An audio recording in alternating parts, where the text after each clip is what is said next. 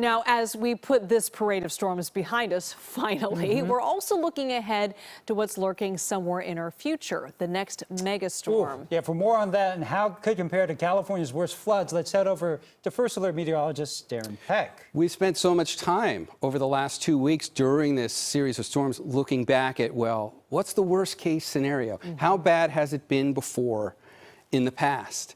And the truth is, in light of climate change and a warmer climate, that's probably the wrong direction to be looking. Let's switch over to the weather computer and we'll try and put some context on why the future mega floods coming to California are not necessarily going to be like the ones that we look back to. But just for a little perspective on this, 1862 is the last time that we had a mega flood that brought flooding to the entire Central Valley and much of the Bay. And for comparison, we didn't get close to that this year. There's this year's rainfall. You're looking at the course of the year. The dashed line shows you what average precipitation would be. We had a huge spike over the last 2 weeks. We're pretty much already at average for the whole year, and we still have several months to go. But in 1862, it was a very different looking line. And that's the impressive take-home in terms of what the worst-case scenario is from the past. But we need to think about how these storms are going to behave differently going into the future, because one of the hallmarks of climate change is storms carry more water, and they come with more intensity when they come. So here's kind of a quick snapshot of this. If you take all the rain statewide from the last 2.5 weeks, if you averaged it all out, we got about 9 inches across the whole state. Seems like a low number, but you're averaging it for the whole state. If you look back at the historic storm from 1862, that was about 16 inches averaged out across the whole state. So we got about halfway there.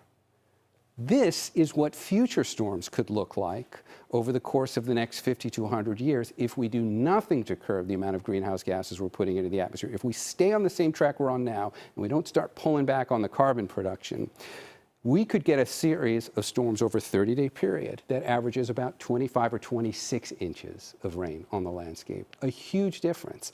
So looking back is probably not the wisest thing to do now. We have to look forward. But for a little more context, we've had historic floods like this. You can go back all the way through the record. 1862 is the one we always talk about because we were here. But you can look through the hydrologic record from like sediments and stream basins, and you can see how often we've done this. California does this naturally. This happens. And before climate change, you could count on a mega flood about once every 200 years.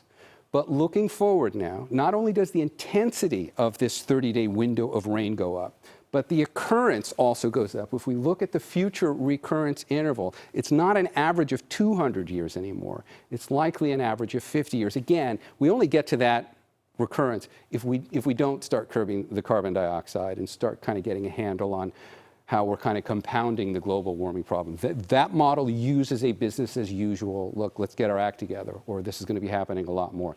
Even if we do get our act together, we've already reached a point where the atmospheric rivers are coming in greater intensity, and they likely already will, and it's something to keep in mind. This is part of that weather whiplash side of the story. Yes, the droughts are coming, they're going to go deeper, they're going to be longer.